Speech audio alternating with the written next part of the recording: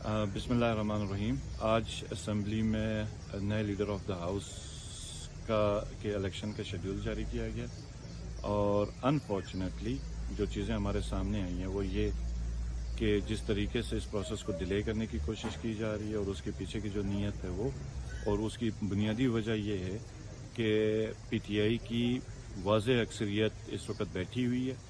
اور وہ اپنی پارٹی کے ساتھ جڑی ہوئی ہے. راجہ اعظم خان جو پاکستان تحریک انصاف کے نامینیٹڈ ہیں ان کو ووٹ کرنے کے لیے تو کبھی بام تھریٹ سے اسمبلی کو خالی کروانے کی کوشش کی جا رہی تاکہ کورٹ سے اسٹے کیا جائے اور وہ بھی ایک سپیڈی ہمیں خبر آ رہی ہے کہ ملنے لگا ہے اور پھر اس کے بعد تاکہ یہ پروسیس ڈیلے ہو جائے ہفتے کا اور اس ہفتے کے بیچ کا جو پلان ہمیں اس وقت پتہ چلا ہے کہ سب سے پہلے ممبرز کو بریک کیا جائے گا, پرچیز کرنے کی کوشش کی جائے گی. گلگت بلتستان کے ممبرز الحمدللہ تگڑے ہیں. اگر اس کوشش میں وہ ناکام ہو جائیں گے تو پھر ممبرز کی گرفتاریاں مجھ سمیت کہ میں پاکستان تحریک انصاف کا پریزیڈنٹ ہوں تو کوئی لیڈرشپ نہ رہے